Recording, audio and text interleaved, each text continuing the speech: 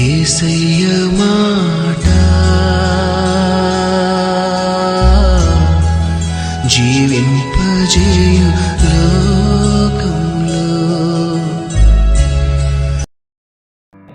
మన దేవుని యొక్కయు రక్షకుడైన యేసుక్రీస్తు యొక్కయు నీతిని బట్టి మన వలె అమూల్యమైన విశ్వాసం పొందిన వారందరికీ శుభము కలుగునుగాక. యెషయా గ్రంథము 12వ అధ్యాయం 3వ వచనం. కావున మీరు ఆనందపడి రక్షణాధారములైన బావులలో నుండి నీళ్లు చేదుకొందురు. యెషయా ద్వారా దేవుడు పలికిస్తున్నాడు. ప్రతి విశ్వాసి జీవితం ఊటలు గల బావిగా ఉండాలనేదే దేవుని కోరిక. యేసును కలిగిన మనం జీవపు ఊటలు గల బావులం. మనం పొందిన గొప్ప రక్షణానందాన్ని అనేకులకు అందించి వారిని కూడా సంతృప్తిపరచాలి. అపోస్తలుడైన పౌలు చెరసాలలో నుండి ఫిలిప్పు సంఘం విశ్వాసులను జ్ఞాపకం చేసుకొని ఆనందించాడు. పౌలు తన జీవితం ద్వారా వారికి రక్షణానంద ఊటలు అందించాడు. నా ఆనందము నా కిరీటమై ఉన్న నా ప్రియ సహోదరులారా అని ఫిలిప్పి సంఘానికి రాస్తూ ఉన్నాడు. విశ్వాసులలో చాలామంది ఈ రక్షణానందాన్ని అనుభవించలేకపోతున్నారు, ఇతరులకు అందించలేకపోతున్నారు. వారి జీవితంలో నిజ సంతోషాన్ని, సమాధానాన్ని లోకులు చూడలేకపోతున్నారు. కారణం ఏంటో తెలుసా?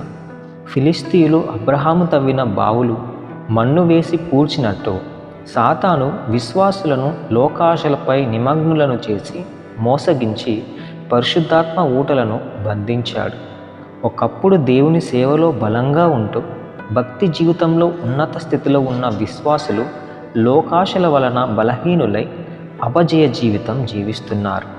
విశ్వాసుల జీవితాలు అనేకులకు ఆశీర్వాదకరంగా లేవు. అంటే ఊటలు ఆగిపోయన్నమాట.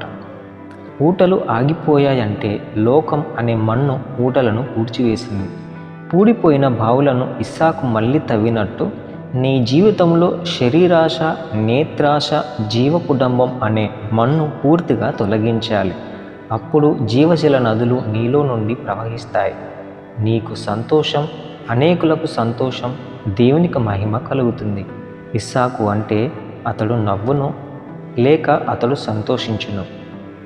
ఇస్సాకు సంతోషించడానికి ఎన్నో కారణాలున్నాయి. విశ్వాసులమైన మనం కూడా మనకు దేవుడు అనుగ్రహించిన విశ్వాస జీవితాన్ని బట్టి, మన విరోధులపై నిత్య విజయం కలగడాన్ని బట్టి, జీవజల ఊటలు గల జీవితాన్ని బట్టి నిరంతరం నవ్వుతూ ఆనందంగా ఈ లోకంలో గడపగలం. ఈ లోకాన్ని తప్పక ఒకనాడు విడిచిపెడతాం.